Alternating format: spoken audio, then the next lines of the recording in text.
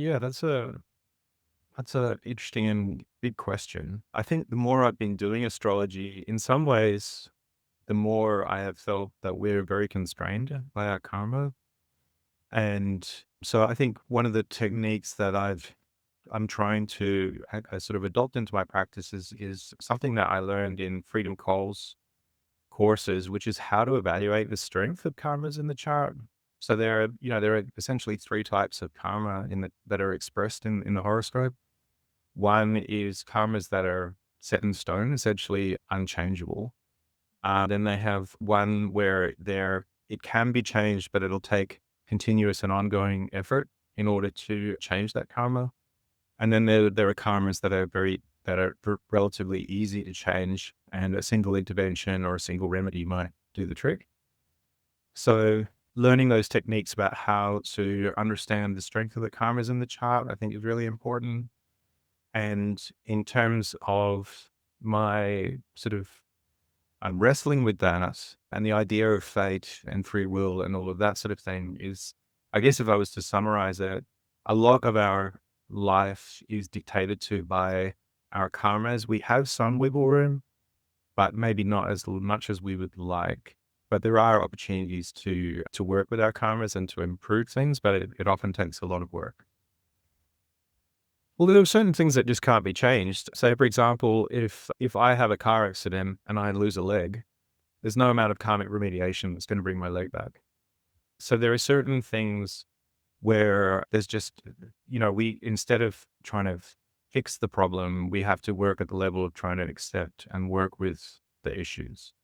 And, or it could be that, some people are just born with a terrible voice and it doesn't matter how much remediation they do, they just don't have that innate talent to be able to hear music in the same way that someone who has a natural ability will have. So, or, I wear glasses and that's just because in my family, most of the men in my ancestry had poor eyesight. And so there are certain things where, that's just a karmic reality that I have to accept and just work with. And obviously these are fairly, having to wear glasses is not a big deal, but I'm just sort of trying to illustrate that there are certain levels of karmas that we are born into in our circumstances, or, some people are born and one of their parents dies very young. And there's nothing, there's no remediation you can do to bring a parent back. So there's certain things that just can't be changed. Most of our life, our unhappiness is caused by our own expectations. And so the gift of Saturn is to teach us that our expectations are wrong, or not wrong, but maybe not constructive. And so actually the most profound lesson I think I've learned from that is the peace of acceptance, which is a hard thing. But at the end of the day, the real peace will come into your life when you accept that the way your life is right now is exactly the way it's supposed to be.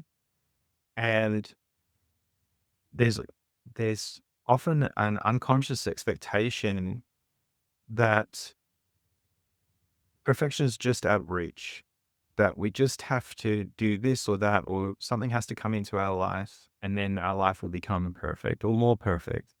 But actually, I think for me, one of the most profound things I learned from all of this is perfection's happening right now. It's just not what you think it is. And this is, this in the Vedic tradition and other spiritual traditions, Buddhist tradition, just accepting that right now is perfect. Your understanding of it is imperfect. And so you don't understand the perfection that's being expressed. I think that's really powerful too. Yeah, this is a great technique from the Vedic tradition where essentially each planet at a fixed time in everyone's life matures. And so, speaking of karmas, this is where the mature expression of the karmas associated with that planet will find their fullest manifestation, or if you think of each planet as a fruit, it'll be when it's fully ripe, for better or for worse. So it's the same for every chart. So this is actually quite a great rectification technique that I've used in the past, and I find it works incredibly well. You'll often find if you're a consulting astrologer, if someone comes to you during a maturation period of a given planet, that planet will be a heavy focus for them during that time. So just to give a brief sort of overview, each planet matures at a given age, and usually the year leading up to that age is where the fullest expression of that planet will manifest itself. So Jupiter matures at 16. So between 15 and 16, will be very focused on Jupiterian themes very commonly.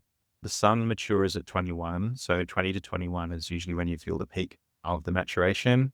Bear in mind that there is they do build on each other. So the period in between is often, it's not just the year before, it's just that the year before is the peak of that experience.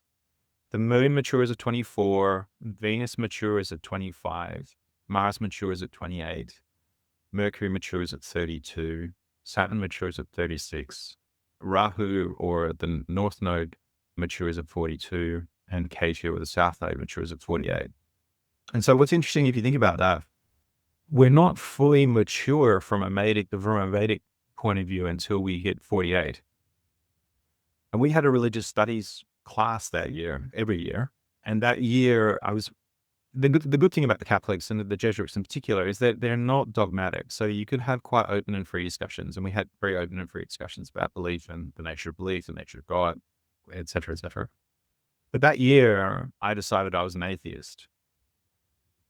But at the end of the year, I was given a religious award